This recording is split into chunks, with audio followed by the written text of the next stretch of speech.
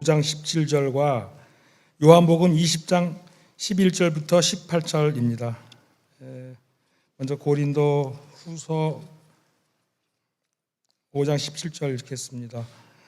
그런즉 누구든지 그리스도 안에 있으면 새로운 피조물이라 이전 것은 지나갔으니 보라 새 것이 되었도다.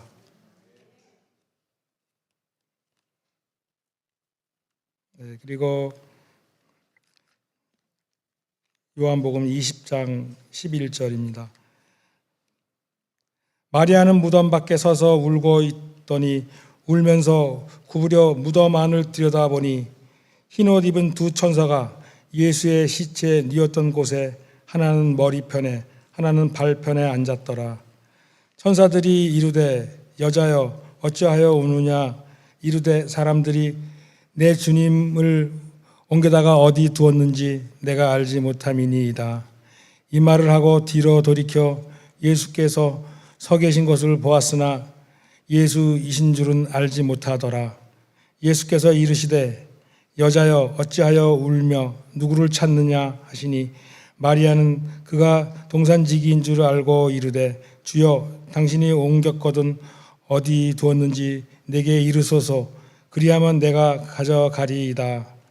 예수께서 마리아야 하시거늘 마리아가 돌이켜 히브리 말로 라보니 하니 이는 선생님이라 하는 말이라. 예수께서 이르시되 나를 붙들지 말라. 내가 아직 아버지께로 올라가지 아니하였노라.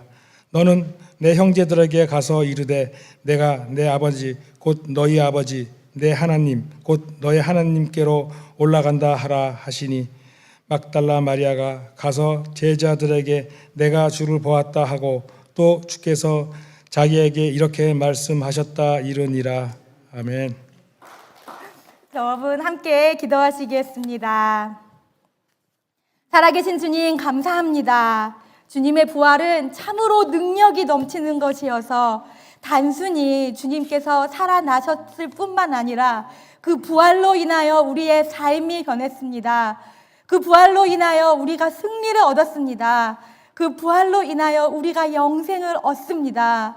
그러니 주님 오늘 성령으로 우리의 마음과 우리의 육신을 안수하셔서 주님 주시는 말씀을 듣게 하여 주시옵소서.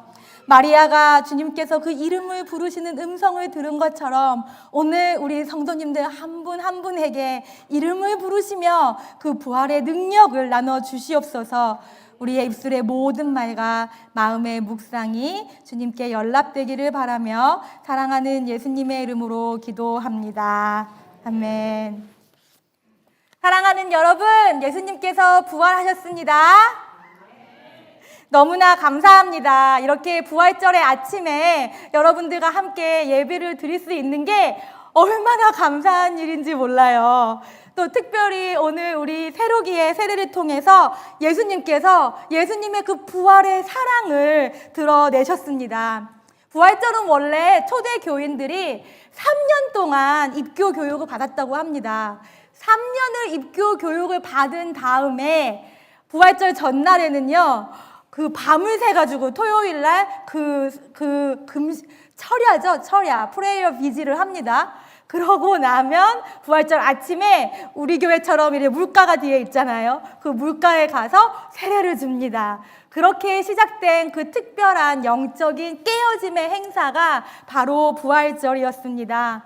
그런데 오늘 우리 새로기를 통해서 그 부활의 능력이 여러분들과 저에게도 일어난 줄 믿습니다. 그래서 오늘 읽으신 말씀이 너무 좋았어요. 그렇지 새로가 나도 너무 좋아. 우리 고린도 후서 5장 17절 누구든지 그리스도 안에 있으면 새로운 피조물이라 라는 말씀이었고요. 요한복음 20장은 부활절 아침에 마리아가 예수님을 만난 사건입니다. 너무 좋은 본문인데 여러분 여기에 문제가 있어요. 오늘 설교 제목이 정욕을 이기는 믿음의 고백입니다. 아니 부활절 아침에 목사님 정욕에 대해 설교를 하신다고요? 저도 이럴 줄 몰랐어요. 하나님이 그런데 이번 사순절 설교를 우리 영어회중 목사님이신 바니 목사님하고 같이 준비를 할 때, 우리 부활절에는 이 정욕 설교는 그냥 한 주 미루자. 그리고 부활절 설교만 하자. 이랬는데 성령님이 저희 둘이 기도하는 가운데 아니야. 부활절이야말로 가장 정욕에 대한 설교를 하기 좋은 날이야. 이런 음성을 주셨습니다. 왜냐하면요. 여러분 정욕이 뭐예요? 정욕은 육신의 죄잖아요. 그런데 부활은 뭡니까? 육신의 구원이 바로 부활입니다. 그러니까 이 정욕의 죄가 무서운 거는요, 이 정욕의 죄가 드러나기까지 우리가 지난 7주 동안 같이 공부하고 묵상했던 그 죄, 교만, 시기, 나태, 분노, 탐욕, 탐식, 이게 다 안에서 막 자라나고 얘네들이 막 믹스가 된 다음에 이게 팡 터져버릴 때 그 죄의 가장 최종지라고 할 수 있는 게 바로 정욕이거든요. 그런데 이 육신의 죄를 오늘 부활하신 예수님께서 다 이겨주셨다는 건 뭐냐 하면요, 우리의 육신의 구원만 주신 것뿐만이 아니라 우리 안에 그 숨어있던 죄, 그 마음의 모든 죄, 교만에서 정욕까지 왔던 그 모든 죄가 해결된 거라는 그런 영원한 승리를 오늘 예수님께서 선포하십니다. 여러분이 정욕의 죄를 정욕은 아마 목사님 음란에 대해 말씀하실 거야. 그렇게 생각하고 계시지요. 그러실 수 있어요. 음란의 죄도 물론 정욕의 죄이지만요, 실제로는 정욕의 죄가 속하는 부분이 굉장히 넓습니다. 하나님께서 우리 몸을 왜 주셨어요? 막 쓰라고 주셨어요? 아니죠. 하나님께서 우리의 몸을 청지기로서 잘 사용해서 하나님을 사랑하고 하나님의 사람들을 사랑하라고 주셨잖아요. 뿐만 아니에요. 내가 사랑하는 배우자의 몸을, 내가 사랑하는 자녀의 몸을 왜 주셨어요? 내 거라고 주신 거 아니잖아요. 하나님께서 청지기로서, 부모로서, 배우자로서 잘 섬기고 사랑하라고 주신 게 바로 우리 가족들의 모험입니다.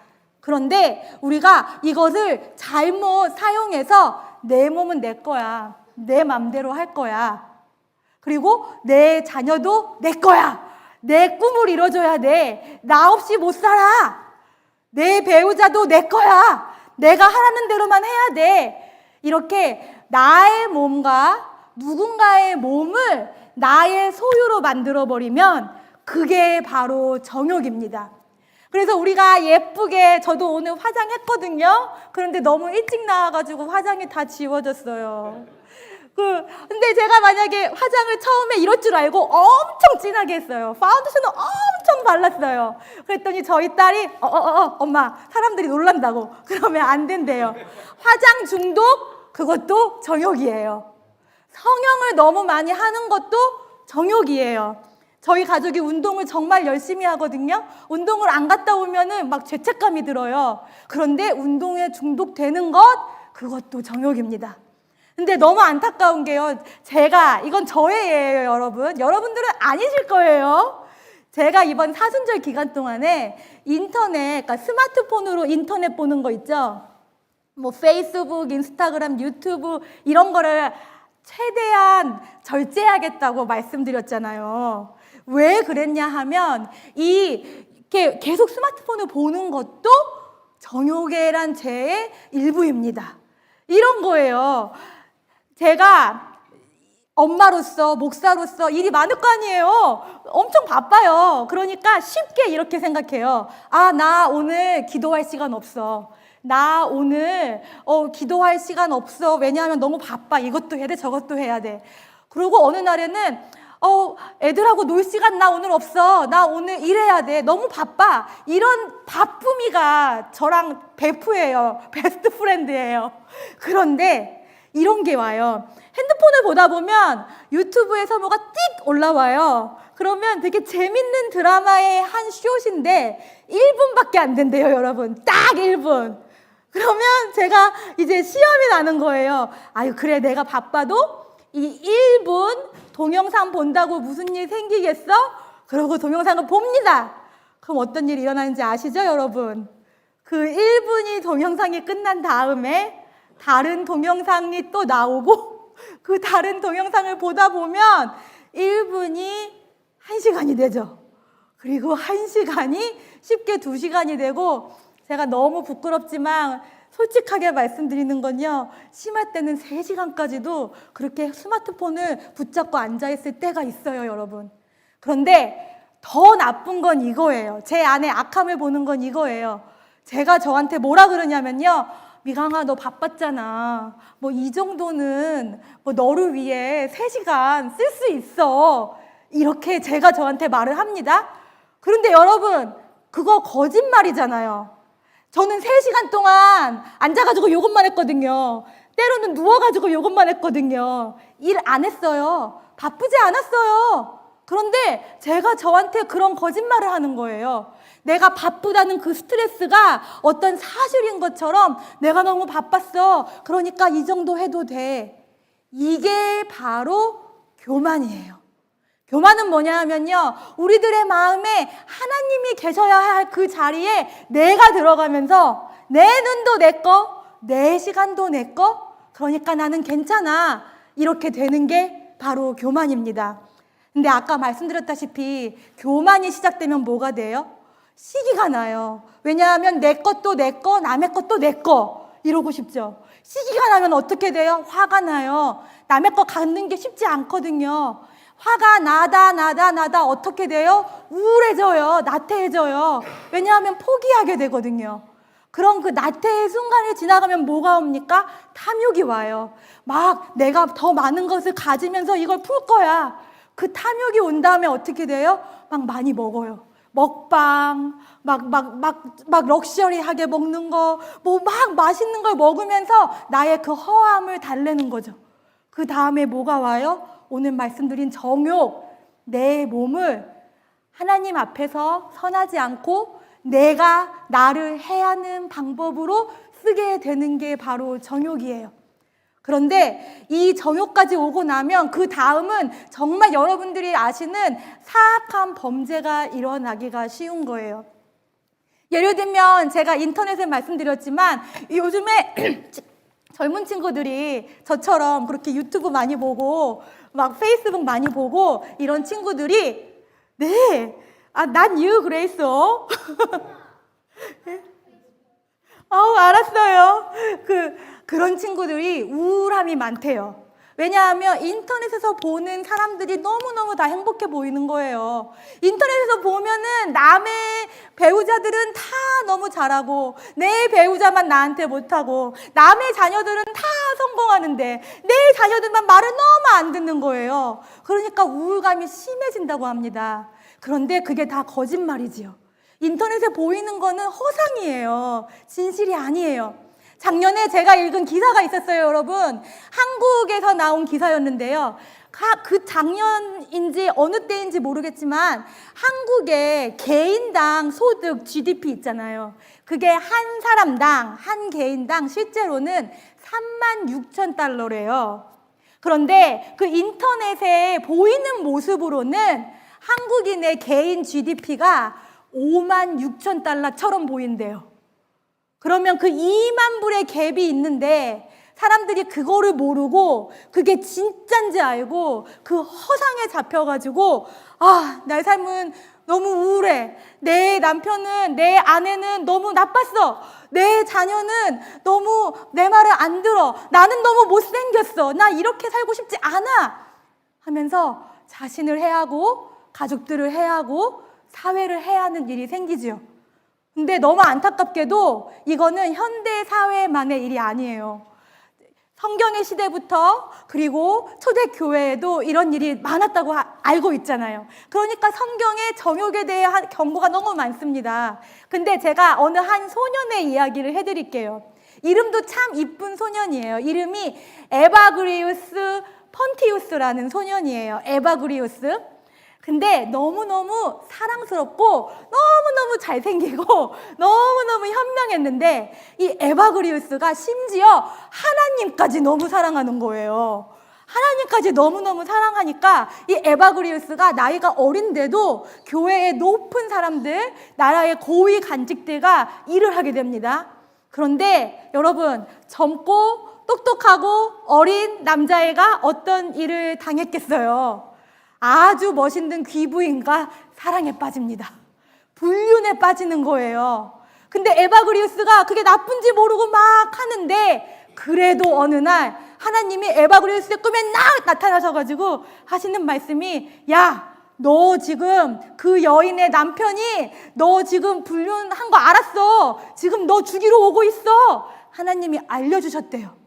그러니까 에바그리우스가 일어나서 당장 도망을 가죠. 살려고. 그래서 예루살렘 안에 있는 수도원에 에바그리우스가 가게 됩니다. 그러니까 그 수도원에 갔으니까 이제는 더 이상 정욕의 죄를 지을 일이 없잖아요. 그런데 다시 한번 말씀드리지만 너무 잘생기고 똑똑하고 현명했대요. 그러니까 거기 그 수도원 안에서도 어떤 젊은 소녀랑 사랑에 빠지는 거예요. 그런데 그 사랑에 빠지는 그 일과 함께 에바그리우스가 죽는 병, 불치병에 걸립니다. 그런데 에바그리우스를 너무너무 챙겨주던 그 당시에 어떤 멘토 수도사가 얘기했대요.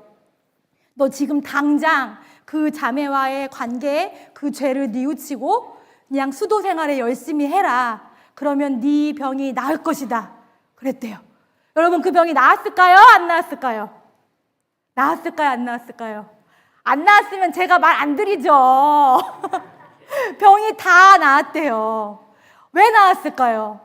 물론 하나님이 치유해 주셨겠죠? 그런데 저는 여러분들이 어떻게 하나님이 이 사람을 치유해 주셨는가를 기억하셨으면 좋겠어요. 에바그리우스는 그냥 그 멘토가 한 말씀 그대로 했대요. 그냥 거기서 바로 그 여인에게 나는 너를 너무 사랑하지만 이 관계를 계속할 수 없어. 그러고 그 관계를 끝내고 그냥 수도원에 들어와서 기도하고 찬양하는 삶을 살았는데, 그게 오히려 에바그리우스의 정신을 맑게 하고 생각을 맑게 하고 그 삶을 건강하게 하면서 죽을 병으로부터 에바그리우스를 구원하게 됩니다. 그런데 이게 요즘에 현대의 심리 치료에서도 쓰입니다, 여러분.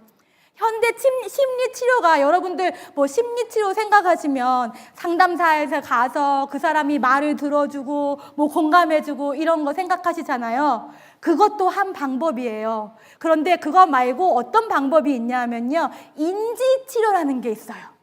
인지 치료는요, 상담사한테 가서 내가 이렇게 힘들어요, 어째요 저째요 말을 하는 것뿐만 아니라 상담사랑 약속을 하는 거예요. 내가 오늘 집에 가서 늦잠을 안 자겠습니다. 내가 오늘 집에 가서 밥을 3끼 먹겠습니다. 내가 오늘 집에 가서 핸드폰을 조금만 보겠습니다. 이렇게 행동을 먼저 선포하는 거예요. 그런데 너무나 신기한 게 이 인지치료 행동이 변하니까 오히려 사람들의 삶이 변한다는 거예요, 여러분. 그런데 이게 너무나 비슷하게 여러분들과 우리 예수님을 믿는 사람들에게 많이 일어나는 일입니다. 넓게 보면 우리 신앙생활은요, 특히 여러분처럼 기도하시고 말씀 들으시고 예배하시는 모든 분들은 예수님의 인지치료를 하고 있는 게요. 여러분들 주일날 이렇게 예배 오시는 거 쉽지 않잖아요. 지금도 이렇게 긴 예배 목사님 말씀 내가 잘 들어야지 하고 있는 거 쉽지 않으시잖아요. 그런데 일단 하고 계시면 어떻게 돼요? 그렇게 노력한 그 순간순간에 하나님의 사랑이 여러분들 삶에 닿아서 여러분들 삶을 바꿔주시잖아요. 여러분들의 삶이 분명히 내가 한 달 전만 해도 김미강이 하루에 3시간씩 유튜브를 봤는데 핸드폰으로, 지금은 그렇게 안 보거든요. 사순절 기간에 여러분 기도 덕분에. 예수님의 힘이 바로 그거예요. 예수님은 누구보다 강력한 우리들의 인지치료자이세요. 그것을 보여주시는 게 바로 부활의 능력입니다, 여러분. 오늘 사도 바울이 말씀하셨어요. 누구든지 정욕의 죄를 지은 사람까지도 그리스도 안에 있으면 새로운 피조물이래요. 그리고 오늘 마리아를 보세요, 여러분. 이 마리아가 그냥 마리아가 아니에요. 이 여자가 예수님 만나기 전에는 7 귀신이 있던 여자예요. 모든 죄를 다 경험한 여자예요. 그런데 예수님을 만나고 그 삶이 변했는데 예수님이 부활하신 것도 모르고 울고 있잖아요. 울고 예수님 돌아가셨어. 뭐야? 그 부활의 능력을 경험하지 못하고 있을 때 예수님이 어떻게 해주세요? 마리아야, 마리아야. 이름을 불러주시는 거예요.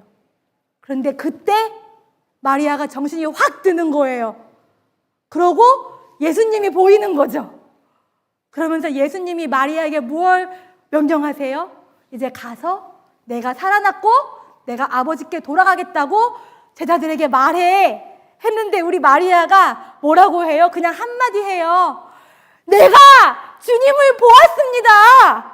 내가 주님을 보았습니다. 그 한마디를 하는 거예요, 여러분. 그런데 우리들의 인지치료는요, 이 한마디, 내가 예수님을 보았습니다. 그거면 되는 거예요, 여러분. 왜냐하면요, 죄는요, 여러분 어떨 때 죄 지으세요? 아무도 보지 않을 때. 여러분이 아무도 몰라. 내가 이렇게 교만한 거, 내가 이런 시기가 있는 거, 내가 이런 화가 있는 거 아무도 몰라. 그때 바로 죄를 짓잖아요. 저도 그래요. 그런데 그렇게 우리가 아무도 몰라 하면서 죄를 짓는 그 순간에 누가 계세요? 예수님이 여러분과 함께 계세요. 예수님이 저와 함께 계세요. 예수님이 때로는 너무 슬픈 눈으로 우리를 보시면서 미강아, 너 좀 그만해. 그레이스야, 너 좀 그만해. 인자야, 너 좀 그만해. 이렇게 여러분들 이름을 부르시는데 우리가 죄에 너무 빠져 있을 때는 그 음성도 들리지 않는 거예요. 그런데 이 부활의 근 뉴스는 뭐냐 하면요, 그런 우리도 예수님은 불러내시고 결국에 그 음성을 듣고 예수님이 자신을 드러내신다는 거예요. 그러니까 여러분이 어디를 가든지 특히 그 죄가 넘치는 그곳에서는 절대로 누구지 모르지 않아요. 하나님이 아세요. 예수님이 아세요. 그것만 알면 여러분과 제가 부활의 능력을 경험할 수 있습니다. 그게 바로 오늘 우리가 만난 에바그리우스라는 이 아름다운 소년에게 일어난 일입니다. 이 소년이 다시 수도원으로 들어왔지요. 들어왔는데 열심히 기도를 하다 보니까 정욕의 죄를 지은 건 너무 무서웠지만 하나님께서 에바그리우스에게 이 정욕의 죄가 어떻게 일어났는지를 다 보여주신 거예요. 단순히 그 여자를 사랑한 줄 알았는데 그 죄를 타고 들어가 보니까 정욕 안에 식탐이 있고 탐욕이 있고 탐식이 있고 그리고 화가 있고 나태가 있고 시기가 있고 교만이 있다는 걸 알게 됐어요. 그래서 영민 형제 슬라이드를 보여주실까요? 네, 보이시죠, 여러분? 같이 한번 읽어볼까요? 탐식, 정욕, 탐욕, 나태, 화, 시기, 교만. 이렇게 에바그리우스가 알아낸 거예요. 이 정욕의 경험을 통해서 나의 이 정욕은 이 육신의 죄뿐만 아니라 마음의 죄가 있었던 거구나. 그런데 거꾸로 이제 교회에서 가르칠 때는 교만부터 탐식까지 가르쳐요. 교만부터 정욕까지 우리는요. 왜냐하면은 아예 마음의 죄를 딱 끊어버리면 여러분 육신의 죄를 지을 필요가 없거든요. 근데 그 마음의 죄를 이기는 방법이 어디에서 옵니까? 오직 그리스도의 부활의 능력으로부터 오심을 여러분 믿으십니까? 그래서 오늘 부활절 너무 잘 오셨어요. 오늘 바니 목사님과 제가 여러분들께 이 모든 죄를 이길 부활의 능력을 집에 가져가실 수 있도록 선물을 마련했습니다. 저희가 첫 번째 선물은요, 바로 이 예수님 인형이에요. 있으신 분들은 다른 사람 주세요. 근데 없으신 분들은 가지고 가셔서 여러분들이 가장 비밀스럽게 죄를 짓는 그 곳 있죠. 여러분들을 가장 괴롭히는 죄가 있는 그곳에 이것을 놓아주세요. 그러면서 기억하시는 거예요. 예수님, 내가 예수님을 보았습니다. 내가 예수님을 보았습니다. 그러면서 여러분들이 두 번째 하실 일은 고백하시는 거예요. 믿음의 고백을 하시는 거예요. 예수님 도와주세요. 예수님 살려주세요. 예수님 나 부활의 능력 주세요. 그러려고 이 두 번째 선물을 드립니다. 오늘 우순자 집사님이 못 오셨지만 우리 우순자 집사님이 아름다운 고백의 시를 쓰셨어요. 근데 이 시를 여러분께 드릴게요. 한 가정당 하나씩 이따가 나가실 때 장로님과 드릴 건데요. 이걸 왜 드리냐 하면은요, 믿음의 고백만 할 수 있다면, 예수님이 보이는 그때에 믿음의 고백만 하실 수 있다면 여러분과 제가 죄로부터 자유할 수 있습니다. 믿음의 고백이 어렵지 않아요. 여러분들이 가장 나쁘게 하는 말일지라도 거기에서 예수님만 붙이시면 돼요. 여러분들, 제가 가장 나쁘게 하는 말이 뭔지 아세요? 제가 목사니까 욕은 못 하잖아요. 그래도 제가 화가 날 때 잘하는 말이 있어요. 근데 욕이 아니니까 한번 해볼게요, 여러분. 이해해 주세요. 제가 아이씨 이걸 잘해요. 저도 모르게 아이씨 그래요. 뭔가 일이 잘 안 되면. 그런데 그것도 믿음의 고백 될 수 있어요. 나도 모르게 아이씨 한 다음에 예수님 죄송해요. 저 아이씨 했어요. 저 용서해 주세요. 구해 주세요. 그러면 그게 믿음의 고백입니다. 그렇게 이 두 가지 선물을 통해서 여러분들 부활의 능력을 가득 누리시고 예수님을 항상 보시고 항상 믿음의 고백을 하시면서 부활의 능력으로 살아나시고 영생을 얻으시며 부활의 증인 되시는 여러분들 되실 줄 믿습니다.